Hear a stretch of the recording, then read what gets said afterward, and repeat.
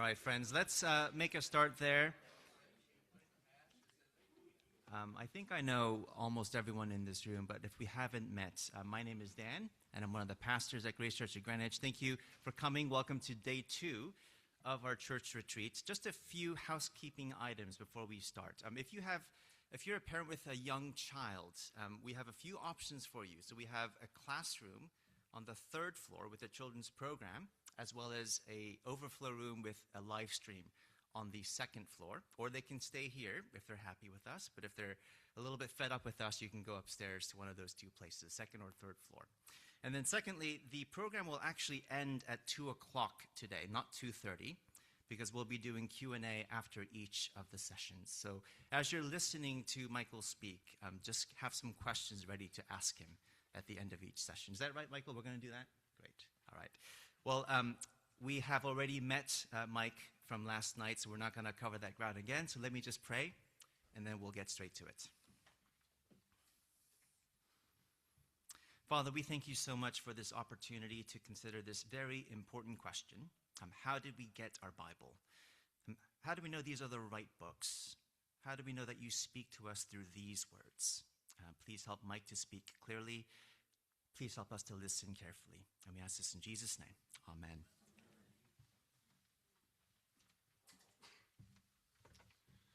Well, good morning, everybody. Great to see you again. Thanks for coming back out on a Saturday morning. I do a lot of these things at churches, and I'm always thinking to myself, who's going to come back the next day, right? And I remind myself, God always has a remnant. You are that remnant today. So thank you for coming back out. I'm thrilled to be here this weekend. As you know already, if you were there last night, our topic is pretty straightforward, which is there reasons to trust the Bible as God's word, and what do we do about the challenges that we're facing in regard to the scriptures? And you may not realize that there's 4 parts to this weekend that I've sort of mapped out in my head, but I've not shared with you. And so as we enter into our day together today, I'm going to share that with you and help you understand a little bit about where we're going. So the way I've constructed the weekend is I've constructed the weekend sort of around 4 major challenges I see out there to the reliability of the Bible. Now, these aren't the only challenges. These aren't even maybe the challenges you're familiar with as much in your space, but I can promise you across the board, these are very common challenges and ones you'll eventually encounter. There are also challenges that are very historical, okay, except for the last talk, which I'll get into in a minute. And so one of the things that I think is fun about weekends like this is a chance for you to learn what's going on behind the scenes, right? What's going on out there. Even if you've not heard these objections, believe it or not, you're going to eventually hear them, and people are wrestling with them. And if you have kids you're sending off to college someday, they'll wrestle with them. So it's important that we sort of understand the landscape. So the weekend's about 4 different challenges. Last night was the challenge of the Bible's historicity. Can we trust them as historical documents? And we tackled that as it pertains to the 4 Gospels. So if you were there last night, I hope that was helpful for you. This morning, our first talk is going to be challenges around the Bible's transmission. So that's different than historicity, right? Historicity is, well, these things comport with reality. Transmission is if they've been copied reliably and passed down to us reliably. That will be our first talk this morning, which, of course, I'll get to momentarily. And then number 3, which is coming up later in the morning, is challenges to the Bible's origins. What is this thing we call the New Testament canon? Who put it together? And why should we think that's a reliable process? And I'll be dealing with what I call the major misconceptions around New Testament canon in that talk. And then our last talk, the one right after lunch when you're the most sleepy, is actually completely different, which is challenges to the Bible's goodness.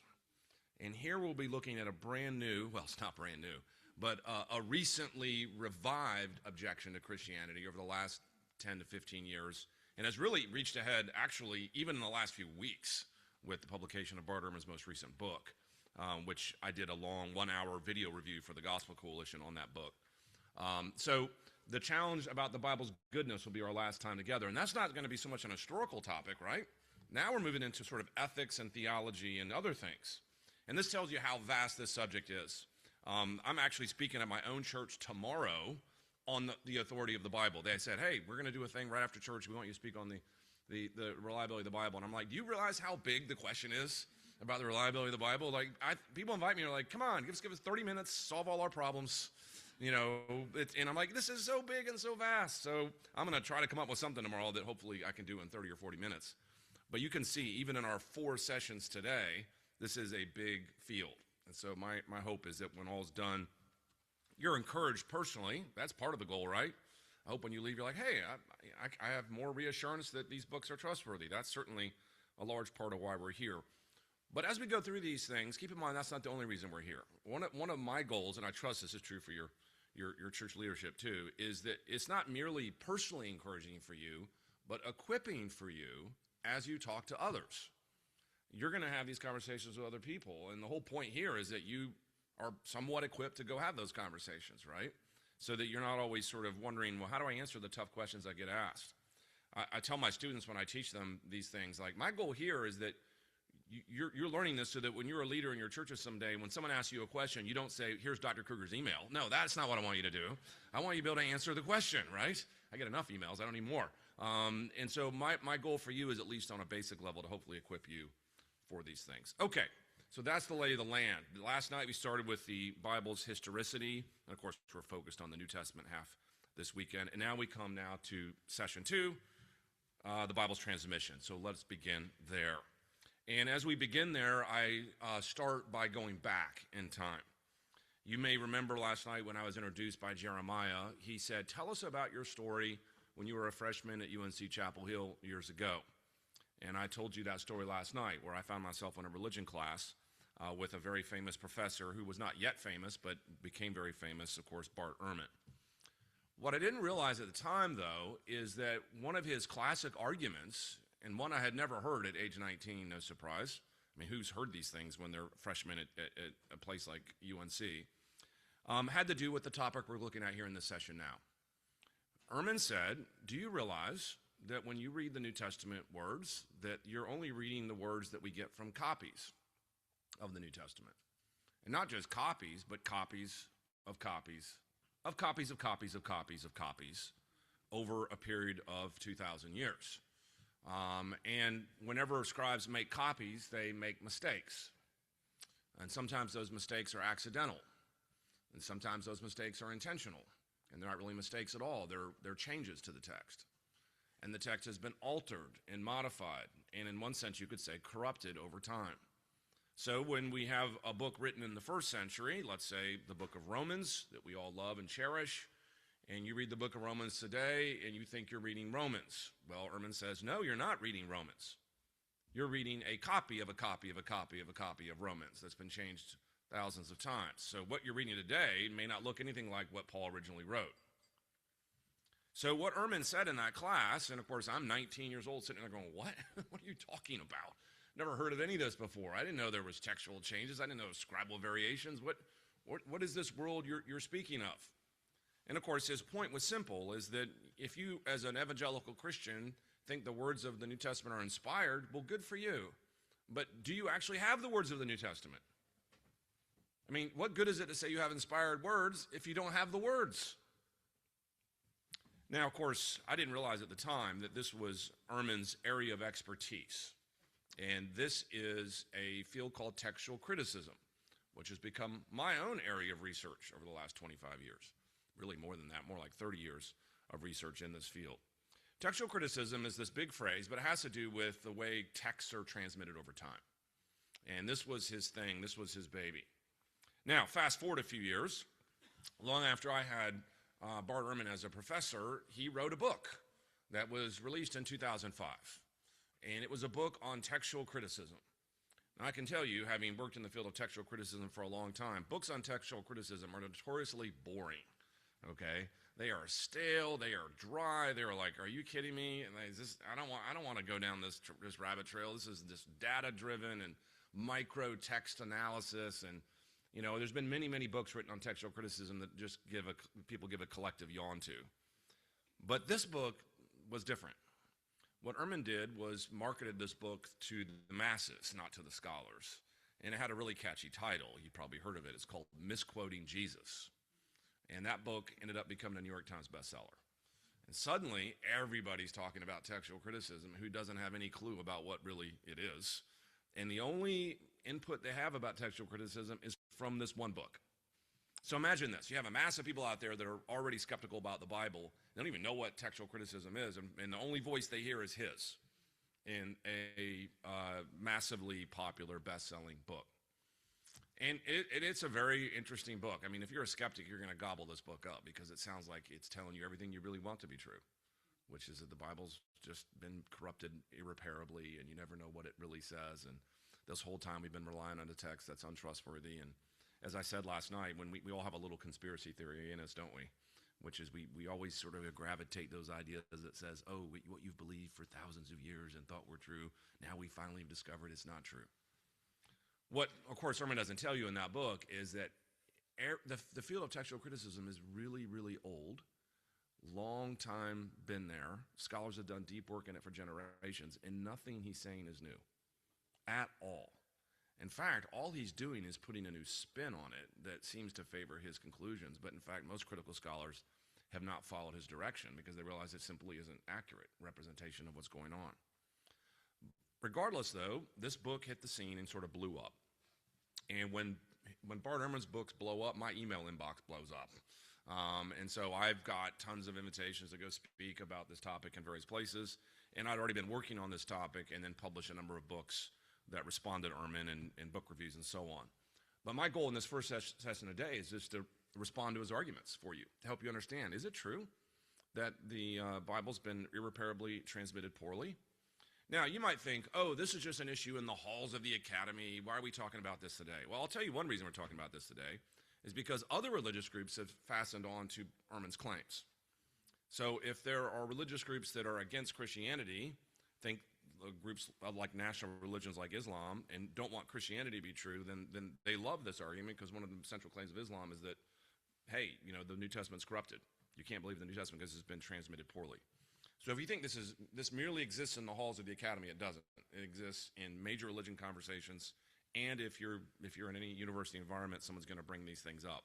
So he popularized an argument at a lay level that is now impacting, the Christian space. So that's why we want to be careful to make sure we respond to it. Okay, so what is the argument? Let me lay it out. And you can sort of hear what Ehrman's central argument is, and then I'm going to respond to it. That is going to be our first session today. So first, the challenge and its particularities, and then my response. And my response will have sort of three components to it that push back on Ehrman's claims, and then we'll take questions. Over the years, I've noticed, and I speak on a lot of different topics, but I've noticed it's interesting. As dry and boring as textual criticism is, I get the most questions on this topic. It's funny, people, I think, maybe it's because they're not familiar with it, which is why sometimes you have more questions. But also, I think there's an inherent fascination, and rightly so, with the artifactual nature of this field. Like, you can actually pick up a manuscript and look at it. You can go physically see it. You can hold it in your hand, theoretically. They're going to let you hold it in your hand. But you could theoretically hold it in your hand. And so, most of the time when we think about our religious convictions, it's ideas, doctrines. But when it comes to this field, you can actually see it. You can physically see what we're talking about.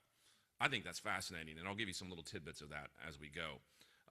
We don't have a digital presentation for a weekend together, but in other contexts, I've actually shown people images of manuscripts that are kind of fun to see, but maybe another day I'll come back and we can do more of that. If you actually invite me back to do more of that, I'll be very impressed with you. So, okay, what is the challenge? Two things Ehrman claims. First thing he claims is that when it comes to copying books in the ancient world, Christian scribes didn't know what they were doing. Now, in the broader Greco-Roman space, you would have professional scribes that would copy books. You do realize that in the ancient Roman world, most people couldn't read. We're in a world right now where literacy rates were on the scale of humanity unprecedentedly high. We always lament, our education system is letting our children down, and in many ways it is. But compared to the ancient Greco-Roman world, we look really good. Most people can read and write at a basic level. In the ancient world, that wasn't true. In the ancient world, about 10% of the population could read and write, whatever the term literacy means, and we could get into that. And so what that means is that if you wanted to copy books, you had to have specialists do it, scribes trained to do it. And there were these. They were a subclass of the sort of cultural, educated folks that could copy books. They weren't always wealthy. Lots of times scribes were actually household servants. They weren't necessarily like wealthy people. Wealthy people use scribes to write their books. So the scribes were blue-collar people, but nonetheless, they were designed to do that task and to do it really well. So in the ancient world, when you wanted to write a letter, you didn't sit down and take your little quill out and write a letter. In the ancient world, it's almost always done with a scribe that you would dictate to, and they would write the letter. Even Paul, who was very educated, we know that when he wrote most of his letters, he didn't write them himself in his own hand. He would use a scribe to do it. So scribes are ubiquitous in the ancient world. However, Ehrman's claim is that when it comes to Christian scribes, they were amateurs. They were uneducated. They didn't know what they were doing. They were a subclass of scribes that sort of were fudging it together. In fact, Ehrman basically makes the claim at one point that we have evidence that there were scribes within early Christianity that couldn't even read. By the way, you do realize that you can copy something even if you can't read, right? If I gave you a series of letters and I said, copy this line of letters, you could do it, even if you couldn't read the letters. So technically, is it possible to copy a book even if you can't read? Well, I guess it's technically possible, but that's not the person you want copying books, right? Is someone who's illiterate. Well, he claims that this is something that Christian scribes had as a problem. They were they were not professional, they were untrained, uneducated, and sometimes even illiterate. But is that true? Is there evidence for that? I'm going to come back to that later, and we're going to make the case that, in fact, that's not at all a reliable assessment of early Christian scribes. But this just leads us to the second half of Ehrman's claim, and this is the core claim. How many textual variants are there? What is a textual variant? Well, whenever you pick up a book off the shelf and you read it, you assume that when you pick a book off the shelf and read it, that the words in that book are the same of every other copy of that book, okay? And that's a fairly reasonable deduction, right? If you were to pick a copy of J.R.R. Tolkien's Fellowship of the Ring off the shelf, and you were to open it up and read it, and someone else would have a copy in another city, you would assume his copy is the same as your copy. Same words, right? Well, that's a luxury of a post-Gutenberg world, okay? In the ancient world, you would have copies of books that sometimes wouldn't be the same. You would read a line, and your friend would have the same book. Here, a line, and one word would be different. And you're like, well, how'd that word change? And what is that? This is, on a very basic level, what we mean by scribal variation. Differences in the manuscripts when you compare one to the other, or are there any things that don't fit together that are different in them? Well, Ehrman says, yes, and we have thousands of these. How many? Well, here's where things get interesting. His claim is that we have somewhere between 200 to 400,000 textual variants in the New Testament. 200,000 to 400,000 textual variants in the New Testament. Now, you're going to hear that number and think, that sounds pretty high. And in fact, it sounds high enough that I don't even really know how to assess a number like that, but I'm already nervous. And in fact, Ehrman likes to point out that there's more textual variants in the New Testament than there are words. There's only about 130,000 words in the New Testament. We have more textual variants than there are words in the New Testament. So what do you do with a number like that? Well, at this point, usually I quote Mark Twain on statistics. You know, he basically says there's lies, then there's really bad lies, and then there's statistics. And basically, statistics can be used to say lots of things. And at first glance, they can sound very daunting and overwhelming and powerful until you peel back the layers and really understand what the statistics mean. And we're going to do that here in this first session. But here's a thing that might shock you. I actually don't disagree with those numbers. I think those numbers are probably pretty accurate. They may even be higher. We could have more than 400,000 textual variants. But again, why? And what are these textual variants like? We're going to get to the bottom of that. Now, one of the things you need to realize as we unpack this discussion is that this issue of a textual variant and manuscripts being copied and texts disagreeing is not a distinctively Christian issue. People think, oh, this makes Christianity scandalous. No, every text in the ancient world has this exact same issue. It doesn't matter what text you have. If you have a text of Josephus or Tacitus or Homer, whatever happens to be in the ancient world, and you're reading this ancient manuscript, it's the same issue everyone faces, right? Everyone in the Greco-Roman world has to copy manuscripts by hand. Everyone has textual variations. Everyone has to figure out what the reliability of those transmissions are. So when someone says, oh, Christianity is really suspect here, I'm like, actually, no. Christianity is just doing what everybody in the ancient world does when you look at historical documents. Because, of course, we only have access to these historical documents by handwritten manuscripts. So right out of the gate, you need to understand that there's nothing particularly odd about this. The only reason that this sounds weird to people is because they don't do work in ancient texts. But if you do word an ancient text, you realize that every ancient text has the same issue. They have to solve whatever variance they find. Okay. This is why in the scholarly realm, this is a big collective yawn. Okay. Everyone's like, why is this an issue? And the only way it becomes an issue if you try to make it an issue sort of for popular audiences. And I'm suggesting that's exactly what's happening here. All right, so this is the challenge. What do we know about Christian scribes? Are they reliable? Are they educated? Are they organized? Do they have a system? And then secondly, what do we do with these 200,000 to 400,000 textual variants? Now, of course, you realize that as we enter into our response here, that I'm like, how do you respond to that in like one talk? If you want more on this, I've written on this in a number of places, but the place I've written on this mainly is in my book called The Heresy of Orthodoxy, which the last few chapters are all about textual transmission, scribal culture, and so forth, which you might be interested in reading if you want to dive deeper into this. And by the way, this is sort of the rabbit hole, okay? If you want to sort of go to Alice in Wonderland and go down into the hole and never come back out, the world of textual criticism can get you there. You can go as deep down into this as you want to. Here's what I want to reassure you of, is that the deeper I've dived into it, the more confidence I have, actually. The deeper I've dived into it, the more like, wait a second, this is actually really, really good textual situation.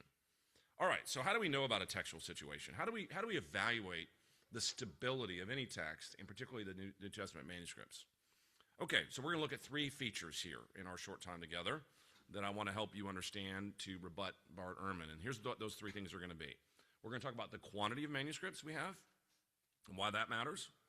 Secondly, we're going to talk about the date of manuscripts we have and why that matters. And then thirdly, we're going to say a few words about the quality of manuscripts and how we know what the quality is and what assurance we can have that these manuscripts have been copied faithfully. So quantity, date, and quality. I wish I had a Q word for that second one, because that would be great alliteration, wouldn't it? Q, Q, Q. I don't have that, so I went quantity, date, quality. We'll just stick with what we got. Okay, so let's start with quantity. Now, whenever you have a manuscript and you want to know whether its text has been copied with stability, what you want as a scholar is you want to be able to compare it to other manuscripts of the same text, right? Let's think about it for a moment. Let's imagine that we want to know whether Luke has been copied faithfully. And let's imagine for a moment we have a total of one copy of Luke from the ancient world. By the way, we do have texts in the ancient world of which we have only one copy. That's actually not that rare. And imagine we had one copy of Luke from the ancient world. And I asked the question, well, how reliable is this copy of Luke? Let's imagine this copy of Luke is, say, from the 4th century. Well, I have nothing to compare it to, right? I have nothing to say, well, it's been changed or not, because I have a solo copy. It's all I've got. I just have to assume maybe the text is good, maybe the text is lousy. I don't know if the scribe made a bunch of changes or not, because I don't have anything to match it with. So what does that mean? That means when it comes to textual criticism, scholars want as many copies as possible. Okay, the more, the better. Why is the more, the better so critical? Well, one is the reason I just gave you, which is we can then compare these copies and see if they changed over time. We can see if there's been scribal fidelity across the board. So when we can compare copies, that allows us to have better evidence. But here's the other reason why many copies matter. If you have a book that's been copied a lot, it's harder to change the text. Think about it for a moment. If I have a book, let's say Luke again, and I have one copy of it, and I've kept it in my little bubble, and no one else has a copy of Luke. It's just my own solo copy of Luke. It never doesn't exist anywhere else on the planet. And then finally I decide I'm going to let someone else make a copy of Luke, okay, and they change it. Well, now you have two copies of Luke, right? And that means 50% of your manuscripts have a different reading in them than the other one, because there's only two. But the more copies of Luke I have out there, let's imagine I have 500 copies of Luke out there, and then someone takes the 501st copy and tries to change it. Is that going to change the whole textual tradition? No, because you have 500 other copies out there already in circulation. So here's the thing. The more often a book is copied, the more copies we have, the more stable the text is. So I want a text that has lots of copies. Here's the other reason I want a lot of copies, because if I have a lot of copies, I have a reason to think that the original text is somewhere in them. Okay. If I only had one copy of Luke, again, I couldn't compare it to anything, and if he did make a change, I have no idea what the original text must be. So here's the point. The more the merrier, right, when it comes to copies in the ancient world. By the way, copies are hard to come by in the ancient world. Manuscripts just don't last in the ancient world because of for common sense, right? In the earliest centuries of the church, they were written on a material called papyrus, which is just made out of a reed plant near the Nile. And then later they were recorded on what's called parchment, which is just basically animal skin. And like any book in the ancient world and any book in the modern day, if you don't take care of it, it's going to wear out.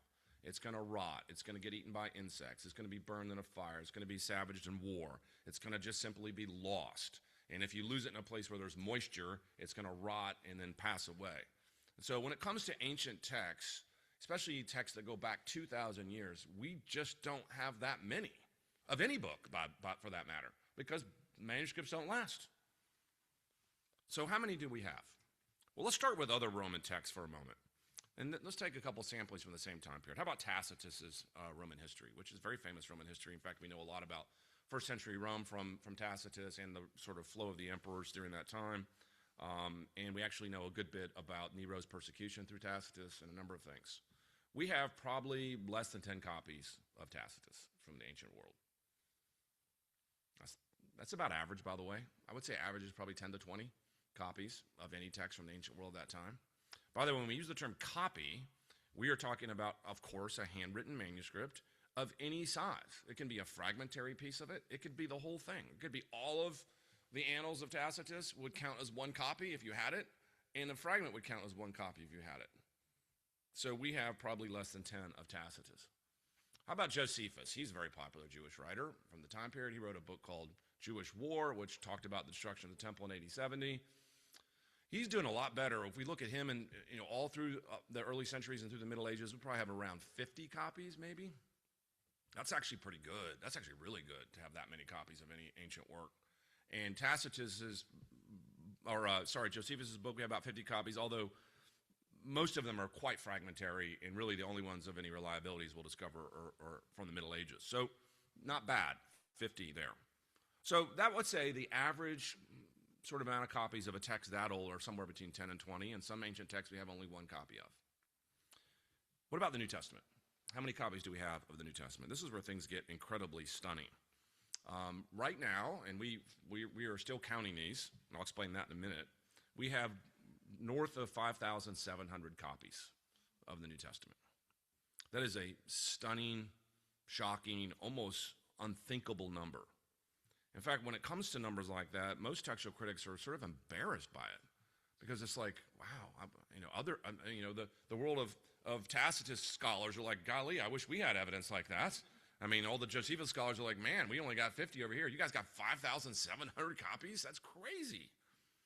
And what you realize is that the New Testament was in circulation and copied at a rate that really is unprecedented, preserved at a rate that's unprecedented. And we have so many copies of the New Testament to compare and contrast to one another, which reassures us in all the things I've been talking about. It allows us to compare reliably. It allows us to have assurance that many copies in circulation are going to be hard to change, which solidifies the stability of the text. And also, it reassures us that the original text is somewhere in those copies. In other words, it's not lost to history. Those copies reassure us that we have those words preserved in that textual tradition.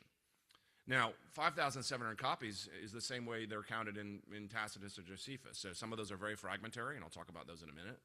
And some of those are complete New Testaments, all 27 books. So if you have a complete New Testament of all 27 books, it counts as one. But if you have a copy of a fragment of the New Testament, that counts as one. By the way, everyone counts the same, the way this is done in the ancient world. So 5,700 is stunning. What you may not realize is the number is still rising. Do you realize that there are archaeological digs going on all over the world right now where we're still finding biblical manuscripts on a regular basis? The most famous of these is a place called Oxyrhynchus. This is in Egypt, so back to Egypt again. And you're like, why does it always go back to Egypt? And I think the answer to that is pretty obvious, is that Egypt is very dry. And if you preserve anything archaeologically, your big enemy is moisture, which is why in some things you can survive in moisture if they're made of metal or stone. But if they're not, you're shot, right? So you've got to have something very, very dry, especially when it comes to preserving books. I mean, effectively preserving paper. How do you preserve paper for 2,000 years? Answer, you got to go somewhere where there's not any water. And Egypt is that place. So there's a dig in Oxyrhynchus, believe it or not, that started in the late 1800s, about 1898. Two British scholars named Grenfell and Hunt went looking for the lost city of Oxyrhynchus, sort of something like out of Indiana Jones. They got their little hats, little fedoras on, and they went out into the desert in Egypt in the late 1800s with a team of archaeologists saying, we need to find the lost city of Oxyrhynchus. Why? What were they looking for? Manuscripts. They realized that Oxyrhynchus, for reasons I won't bother you with now, was going to be a really good potential site for manuscripts. So what they ended up doing is finding the lost city of Oxyrhynchus, believe it or not, and then very soon after it found what is effectively the garbage dump in the ancient city for all old manuscripts. Thousands upon thousands upon thousands of manuscripts in one spot. I mean, piles and piles and piles. And by the way, these are manuscripts of all sorts. You've got everything from Homer to Plato to Herodotus to whatever in the Greek world. And then you've got Old Testament texts, Jewish texts, New Testament texts, apocryphal texts. I mean, it's an all-inclusive dump of manuscripts. And Grenfell and Hunt were like, what have we found? I mean, so stacked up that you could walk into a wall and pull out a manuscript. These were just just buried in the sand. That archaeological dig has been going on for 130 years. And it's not stopped. It's still active today. And every year they release a volume called the Oxyrhynchus Papyri. And that volume basically gives you the edited and published versions of whatever manuscripts they've now produced. And so all of us in the world of manuscript geekdom wait around every year for the next volume of the Oxyrhynchus Papyri to come out, wondering what's in there, thinking what's been discovered. And believe it or not, almost every single year there's a New Testament manuscript that's in there. Now people ask me all the time, well, why don't we hear about that? Why isn't that on the evening news? Why are we not told when they find a new copy of the New Testament? I ask my students that all the time. It's like, why do you think that is? Why do you think you never really tell you much about it? And here's the answer: is because it basically reads the same as every other copy of the New Testament. If you found a copy of, let's say, Matthew that was radically different than the Matthew we have, you think you'd hear that on the evening news? Absolutely. So no news is good news here. This is boring yawn textual criticism, and they keep finding these manuscripts, and so it's north of 5,700 and counting. Now, one more thing on quantity before we leave it, which is really the key to the whole thing. Every time you find a new manuscript, guess what you find? New textual variations. Because you have access to a new copy. And a new copy is going to give you more textual variations that you may not have seen before.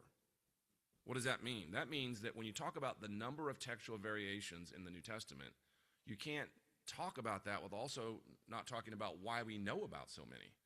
The reason we know about so many is because we have so many more manuscripts than every other text in the ancient world.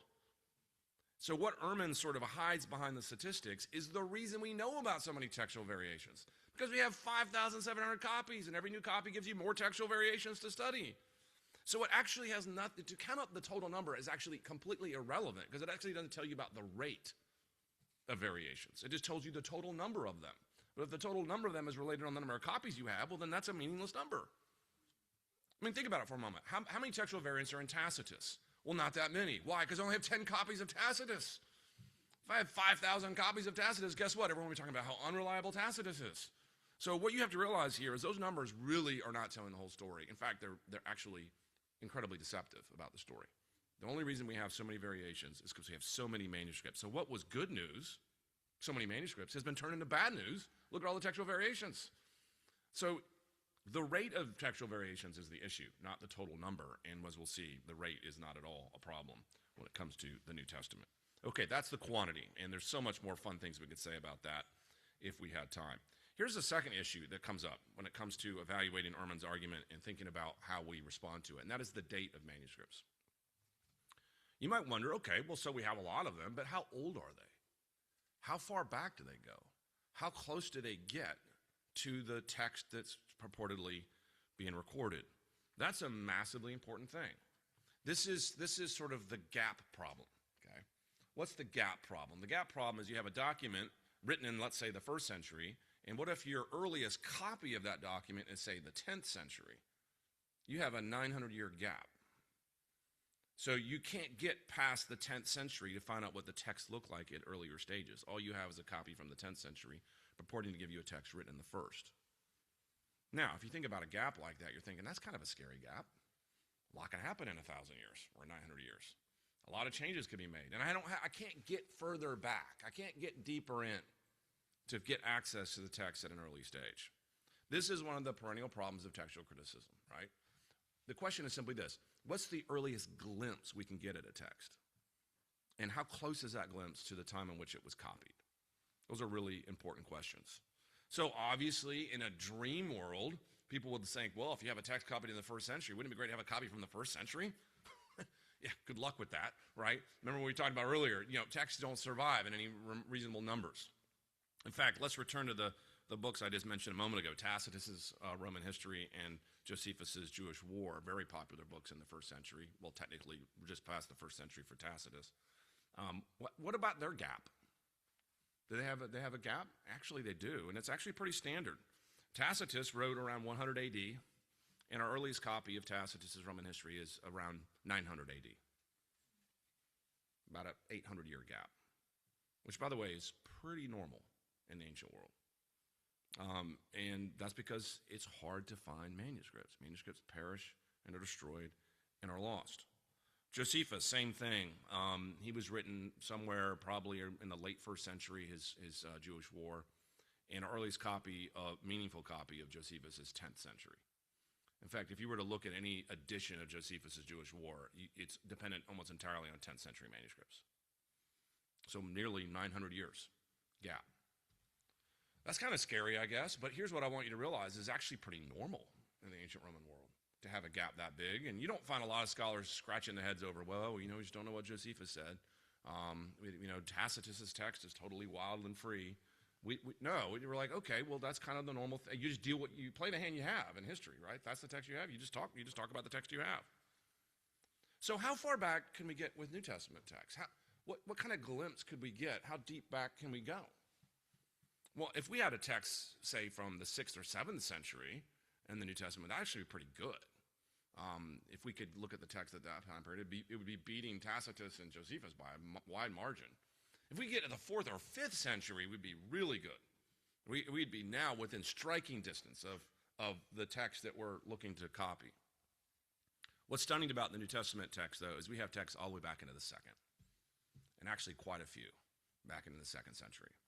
I just published an article on this very question. How many 2nd century manuscripts do we have? What are these?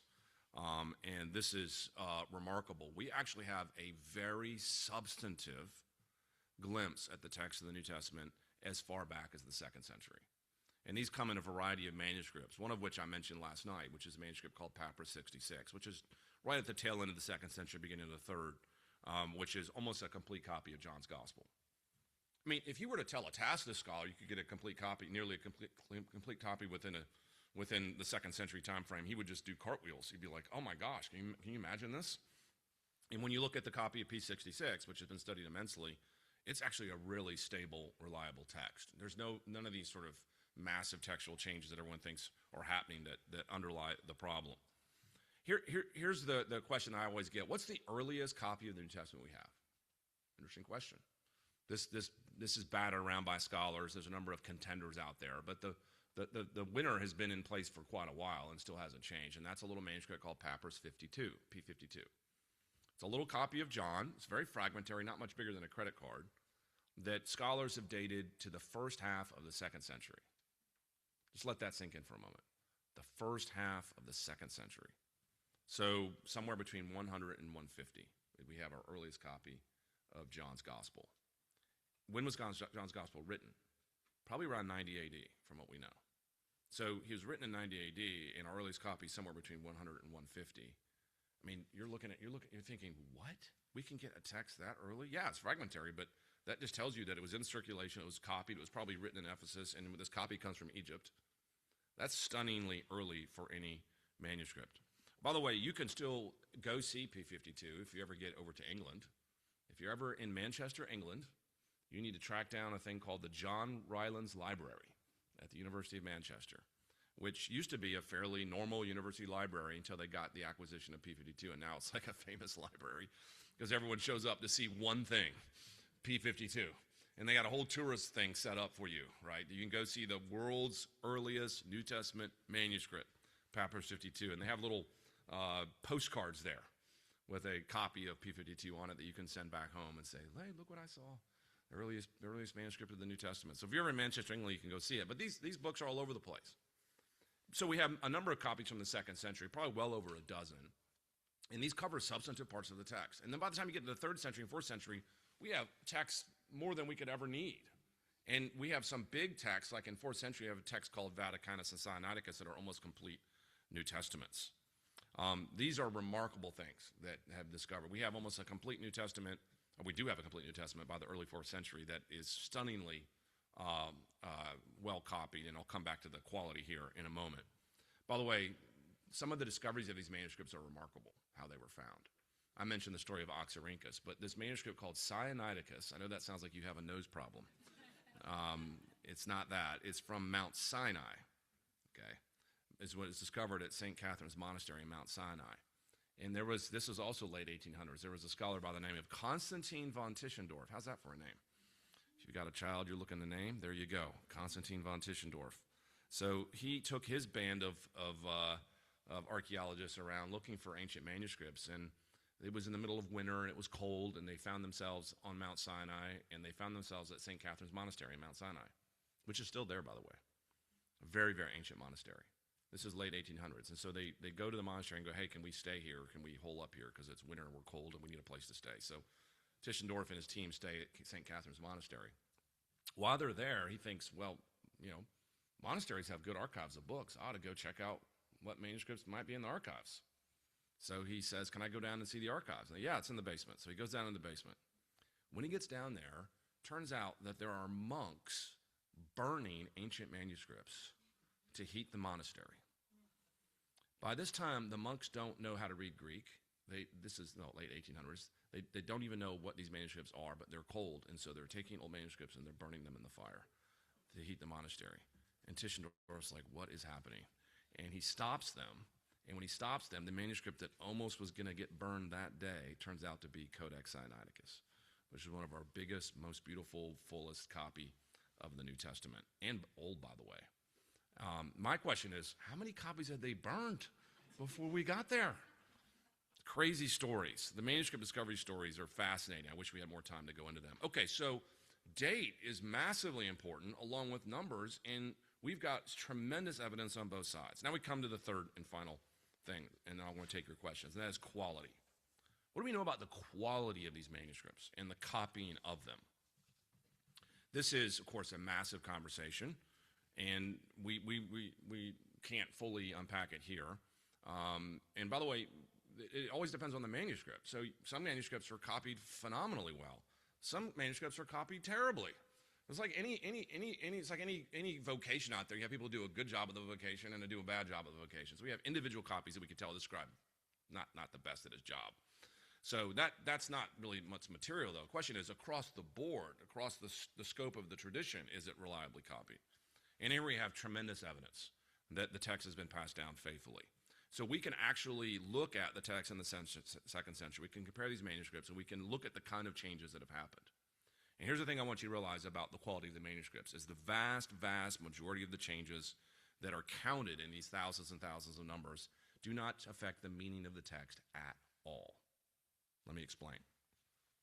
One of the things you may not realize in the ancient world when we look at what's called a textual variation between one copy and another, the vast majority of textual variations, maybe upwards of 75% of textual variations, are spelling differences. Spelling differences. Now, you're thinking, well, I guess if you don't have spell check in the ancient world, you're going to make spelling errors. So if you think people can't spell today, maybe they couldn't spell in the ancient world any better. And it is true, there's a number of spelling mistakes, but it's not just spelling mistakes, it's spelling variations. You realize in the ancient world you have pronunciation differences that lead to different kinds of, scholars have studied this, the way you join an epsilon and an iota, sometimes you just drop the epsilon and leave the iota, and sometimes names have certain variations like Simon versus Simeon. These are all spelling variations. And the vast, vast majority of these spelling variations make up the majority of our New Testament changes. And that is just crazy to think about. So all these numbers, almost all of them disappear under spelling differences, which don't affect the meaning of the text at all. It gets even more interesting when you ask about the other remaining variants, because those often don't affect the meaning of the text either. I can't fully get into this here, but I cover it in some of my writings. One of the things about Greek that's interesting is that word order doesn't really matter very much in Greek. One of the reasons word order doesn't matter very much in Greek is because Greek is a declined language, so you have endings. Jeremiah shaking his head back there. Yeah, Greek was the pain of my existence, he's thinking. All these declined endings, and that's true. Greek students are like, please no more. So you have all these different endings. So word order's somewhat immaterial. You can change the word order a bunch of times and have the same meaning. Well, guess what a lot of the scribal variations are? Word order changes on top of spelling variations. But then sometimes you just have legitimate mistakes. Sometimes the scribe just makes an error, right? And this is just normal. Scribes get tired. There's a slip of the pen. It's a human enterprise. And by the way, the scribal copying job was brutal. I mean, we have evidence for how hard it was. You know, it's long. You're copying by candlelight. You know, it's long, arduous work. You're bent over. They often copied on their lap. Don't think of a desk here. They probably copied on their lap. It's hard work. Occasionally, scribes would make comments in the margins. We have these things called colophons in manuscripts, where occasionally a scribe will say, "My back hurts. I'm tired," you know, and then they would write back and forth to each other in the margins. A later scribe would comment on the earlier scribe. Okay, it was tough work.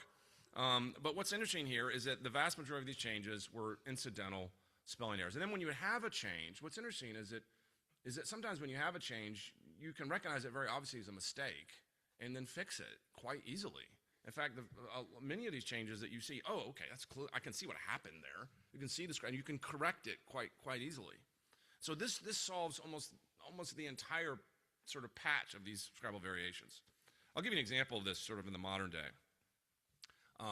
My son, when he was younger, you know, he's moved out by now, but when he was younger, he would do like most kids. He would go into bed at night and settle down and read a little bit before he turned the light off. And I would, like the normal dad routine, would go in and say goodnight to him. Well, one night I remember going in there. This is just burned in my head. I go in there one night to say goodnight to my son John, and he's reading this book. And he goes, "Dad." I said, "Yeah." He goes, "I found an error in this book." And I'm thinking to myself, "What? You found an error?" He goes, "Yeah, there's a mistake right here." And I'm thinking to myself, "John, no, you didn't find a mistake in this book." This book he was reading may have sold over 100 million copies. And it was one of the most sort of read, copied, sort of sought over books. I mean, I even told John, I was like, "John, you didn't find an error. You know how many times this book has been printed? How many times how many editors have gone over this? How many copies have been sold? There's no way on earth you found a mistake." So he goes, "Dad, I did." And I was like, "Let me see it." So he shows it to me, and he was 100% right. He had found an error in this book. And I couldn't believe it. I can't remember today what the error was. It was something like, you know how you have the word there, and it could be Their, or There, or They', and you flip them around and so forth. And he was correct. He found a mistake. Now, notice what I didn't do. I didn't say, "Oh, well, then you just should throw the whole book out. You can't know anything about what it says. Completely up for grabs." No. What happens with scribal variations? Scribal variations, actually, you see these all the time and don't even realize it. You read a blog article with a mistake, a magazine article with a mistake, and what happens? You actually don't even realize you're doing this. You intuitively fix the mistake in your head when you read it. If you see the wrong there, studies have shown this, you actually read the correct there and make sense out of the sentence. And this is actually what we realized in the ancient Roman world was the case too, is that, yeah, we have a lot of these scribal variations, most of which are meaningless, but most of them are actually quite fixable, okay? And you can easily deduce what they are. Here's one last thing I'll mention before Q&A on this in terms of the quality of manuscripts. And this returns to the issue of scribes. Do scribes show any evidence of sort of coherence, organization, professionalism? Actually, I've written on this a bunch. And I wish I had a whole other lecture to talk about this because there's so many fascinating things. But I'll just mention one thing. Do you realize that when Christian manuscripts were written, they were written in a completely new and distinctive book format? One of the things that's interesting is that when people think about ancient books, they think about a roll, or also called a scroll. And by the way, when you look at an ancient book in the Greco-Roman world, they're all on scrolls. If you look at the Jewish Old Testament books, all on scrolls. Christians come along, and guess what? Their books aren't on scrolls. You're like, what? Why? Everybody around you is using scrolls. The Greco-Roman world, scrolls. Jewish heritage, scrolls. And Christians write on what's called a codex. What's a codex? A codex actually is where, instead of rolled up, the book is folded and you have writing on both sides of the page. So you flip a page, you can see you have writing on one side of the page and writing on the next side of the page, and it's bound at the spine. If you don't realize it, that book format won the day. So much so that you are reading a codex right now if you have a Bible in front of you. That is a codex. And that was so ingrained in early Christianity from the start that some early scholars thought Christians actually invented it because it was so distinctively a Christian thing. Here's what's remarkable about our manuscripts. We cannot find a manuscript hardly anywhere that's not on a codex as far back as we can see. Even Papyrus 52 from the very early 2nd century on a codex. Christians everywhere understood that they had a distinctive scribal infrastructure, a distinctive book technology that only Christians used. In fact, it became so clearly Christian that it became a thing in the ancient world that if you saw a book on a codex, you knew it was a Christian book. That was how you knew it was Christian, because it was on a codex. Here's the question that I always raise. Is how did Christians pull this off? Did someone send out a memo to all the scribes around the world? Hey, whenever you copy a Christian book, use the codex. Check with me about it. No, how do you do that? That suggests a very sophisticated scribal infrastructure, an organized scribal infrastructure, and a distinctive book technology. In fact, scholars who are completely secular have sort of acknowledged this. These scribes were not amateurs. They were organized, and they knew what they were doing. And if we had time, we could talk about the scribal hand and other scribal features, but time is slipping away from us. We won't have time to do that. Okay, let me sum up here.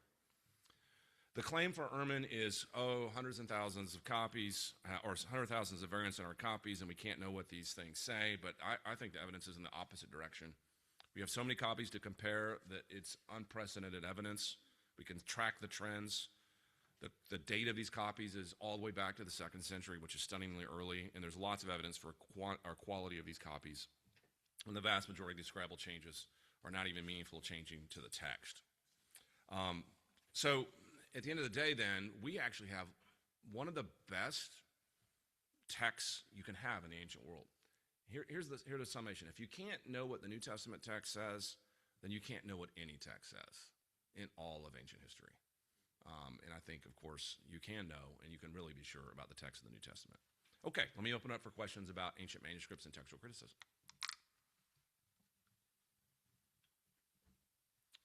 Yes?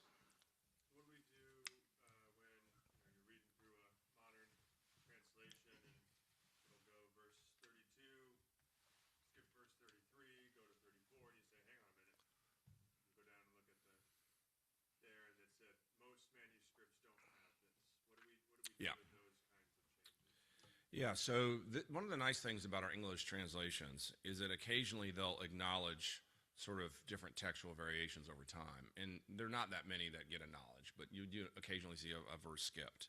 A couple things about that. One is, of course, the verses were added much later. Okay, so they're not inherently based on anything in the original text. Okay, so why do you have a verse skip? Because when the verses were added, you had certain manuscripts they were added to, but if you realize that that's a textual variation that pops out, you take the verse number with it. And this happens. And part of the story here is the story of the King James Bible and what's known as the Textus Receptus, which is where a lot of this happens. And I don't have time to fully unpack that here. But again, these are typically very identifiable changes as secondary, but sometimes English translations put them in there as sort of a tip of the hat to, okay, we know there's a Minority Report out there that maybe thinks these are original. And so you'll see that from time to time. And that's why we teach textual criticism at a seminary. We want our students to know how to handle that when they come across verses like that. Yeah, yeah. And I tell my students, I'm like, look, don't run away from the fact that these are there. I think it's a great chance to educate your congregations about how the Bible's put together. Here's the thing that I always say is that God chose to use normal historical circumstances to transmit his books. Could he have done it differently? Of course he could have. But he said, my book's a historical book, and I'm going to use normal historical circumstances to transmit it. Think about it. We don't believe that the Bible was lowered from heaven on golden tablets, okay? Sort of like the angel Moroni in the Book of Mormon, right? How'd you get the Book of Mormon? Oh, dropped directly from heaven on golden tablets. We actually think the books were written by human beings in real time and space and copied by scribes. So there's a real historical foundation to our faith there. But if God chose to do it that way, we have to acknowledge those historical complexities. They don't undermine what we believe, but they're real and they need to be addressed. So I think we need to puncture the naive, surface, two-dimensional level of how the Bible came to be and help people have a deeper understanding of it. Otherwise, when someone brings this up, they hit a panic mode, and they're like, oh, no, everything's wrong. No, it's not. This is normal. This is the way ancient world worked. Yes? If someone's confused, for example, about the longer version of Mark's Mm-hmm. ending, chapter 60, which is one of the larger Yep. issues that we have in the text, how would you explain that without undermining our confidence in the Bible that we have? Yeah, so one of the things that Ehrman starts with in his story, and this is sort of classic for him, he tries to make it sound like the long ending of Mark and the story of Jesus and the adulterous woman are like the norm. Like, see, look, you have this textual variant. It's the story that was added later, and therefore the whole thing is shot. That is itself so misleading. It's misleading because most of our textual variants aren't that at all. Most of our textual variants are very tiny, small changes. Those are the only two exceptions worth noting of any size. The other thing that's noteworthy about it is that the evidence against their authenticity is quite well known. So there's not actually a doubt about those texts in any meaningful way. I think it's clear they weren't originally there.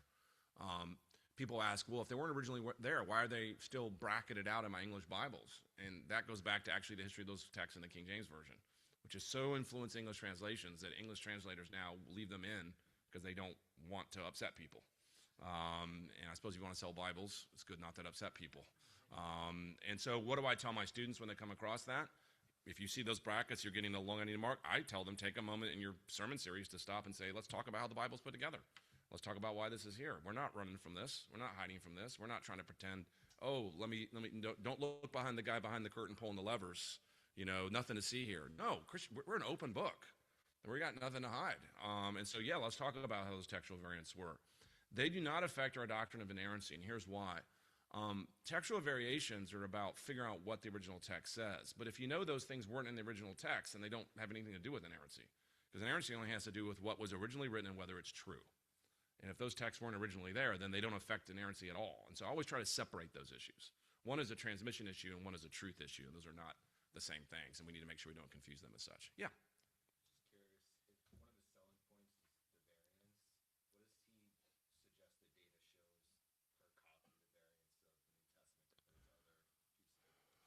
He doesn't get into you're talking about like rate. Yeah, he doesn't really try to calculate that number in the book Misquoting Jesus, but other scholars have. And Dan Wallace, in his debates with Bart Ehrman, you might want to check these out. They're on YouTube, where he debates Bart Ehrman on this, where he actually calculates these numbers. And he ends up with a text with confidence well into the 99th percentile of confidence. Now, Ehrman would quibble with it, and they go back and forth, and you can watch the debate and see what you think. But Dan does a great job, I think, of countering those statistics. So it's his statistics versus Dan's statistics, and of course, statistics can be manipulated and they can be misleading. But I think what Dan is doing there is correcting what is arguably a massively misleading statement about the state of the New Testament text. Yes. So I guess like with verses disappearing, how do we figure out what's original? Yeah, great question. So if you didn't hear the question, it's like, well, when you have a textual variation, how do you figure out what's original? So this gets into the whole field of textual criticism and the processes they use when you have two texts that disagree of determining which text was the original reading, okay? And you want to really start yawning, I could get into that for you and all the different things, but it's a combination of two main factors, what's called external evidence, which is, how many manuscripts does that reading appear in and what date are those manuscripts in? And then also internal evidence, the logic of the reading, and so on. I know this sounds very complicated, and at one level it is very complicated. But one of the things I think is important about the takeaway there is there's hardly any textual variations where scholars are like, you know what, this is a real toss-up. We really don't know what the original reading was. I actually mentioned some of these in my book, The Heresy of Orthodoxy. So a text, for example, will say, in one text it'll say, Jesus' brothers, blah, blah, blah. And another text will say, Jesus' brothers and sisters, blah, blah, blah. And you're like, and the textual evidence is kind of 50-50, brothers versus brothers and sisters. And you're like, okay, we're not really sure which reading is correct here. And you're thinking, okay, but what's really at stake here? Nothing. I mean, it's like, okay, interesting. And there's just so few of these that are actually legitimately toss-ups. Almost all the textual variants you can say, yep, that's pretty certain that it's this way and that way. And so this pushes us in the 99 percentile range of certainty over the text. Yes?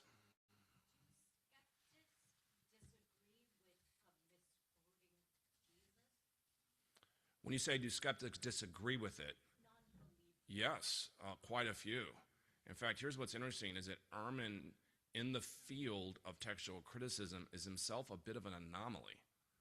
Fellow textual critics have sort of said, you've kind of overplayed your hand here. And really, this isn't really working because it's so ridiculously skeptical that even fellow skeptics find it overly skeptical. By the way, you cross the line when that happens, right? And so they're like, no. Here's the thing I wish Ehrman would say. I wish he would just say, you know what, actually, The New Testament has a really impressive text, and we do know what it says for the most part, and I just think it's wrong.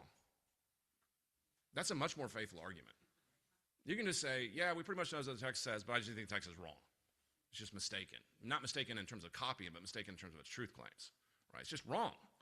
I can sort of find that as at least a reasonable path to take if you're going to object to the New Testament. What's not a reasonable path is to say we don't have the New Testament in a meaningful way. That's just simply not true. We do.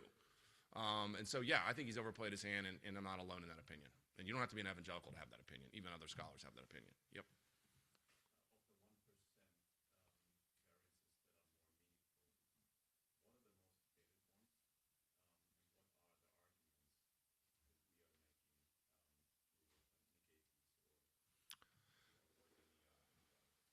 Yeah, well, I mean, there's a number we could go through as examples, but you mentioned they have to be, to get into this 1% range, and it's really actually less than 1%, they have to be variants that are both meaningful and viable. So there's some variants that are very meaningful, but are clearly not viably a contender for being original. And there's some that are viable but not meaningful. So you really have to reduce it down to variants that are both viable and meaningful, and the number is so tiny. But, and again, Wallace has done some good work on this. But at the end of the day, none of those affect any truth or doctrine. They're just an issue of the way to read a particular text. I'll give you an example of this. In the book of Jude, there's a big textual variant debate about whether God led the Israelites out of the Exodus in this passage in Jude. I forget which verse right here off the top of my head. And some manuscripts say that Jesus led the Israelites out of the desert into the Exodus. So is it God or Jesus? Well, even if it's a 50-50 toss-up, you could say even if it's a viable variant and a meaningful variant, it doesn't change any doctrine, either way you go, because we believe Jesus is the God of the Old Testament, and it could be that the New Testament writer just sort of basically using his name to describe that event retrospectively. That's a pretty good example of the kind of 1%, but it's really less than 1% that we talk about. Yeah, right here. Are meaningful textual changes like the ones noted in modern Bibles still being found, or is that ended already? I haven't heard of any recent manuscript discovery that had a textual variant that caused anybody to pay much attention. We do find new textual variants because every time you find a new manuscript, you have a scribe that made a unique mistake, right? Okay, fair enough. But none of them are really meaningful or viable in a sense that, like, whoa, that's a game changer. And so the Oxrink is fine, just keep clicking along without really anything new. In fact, some scholars have said basically that every new manuscript basically tells us what we already knew. It tells us that basically every variant that we see in a manuscript that's newly discovered is a variant we already knew about. And so it's a pretty static situation. And this is why, as I said, actually the field is fairly boring. It only becomes not boring if you try to make too much of it, like Ehrman has tried. Then it's suddenly interesting, but actually it's still boring. It doesn't really change anything meaningfully. So I'm not aware of anything in the last sort of 50 years that's been discovered as a New Testament manuscript that's been anything remote to notable as a textual variant. Yes?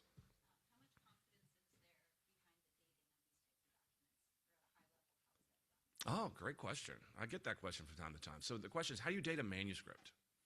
Okay, I've actually wrestled with a number of actual manuscripts and made arguments for changes in datings on some of them. And manuscript dating is a complicated affair. It's not sort of mathematical like we wish it was.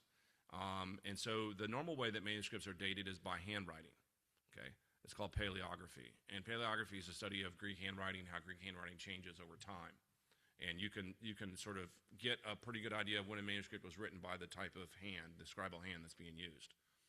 But paleography is a fairly imprecise science. So whenever you date a manuscript, you can't sort of say it was written in sort of, the year 210. Well, manuscripts don't do that, right? That you'd have to say probably about a 50-year range, probably written between 150 and 200 AD is typically what scholars will do. So yeah, it's imprecise. But when we say imprecise, we don't mean therefore meaningless. We think we have a pretty good sense of the range that these manuscripts fall in. Now, this gets debated. There's one scholar in particular who's come out in the last 10 years and sort of said, these manuscript dates are way too early. We need to push them all back later. But other scholars have actually stepped forward and said, actually, no, we realize that happens sometimes, but actually as a whole, the dating we have is pretty reliable on these manuscripts. So those things go back and forth, but other than outliers like a colophon at the end that tells you when it was written, and that doesn't happen until really medieval manuscripts. Most of the time we date them based on paleography. Yes?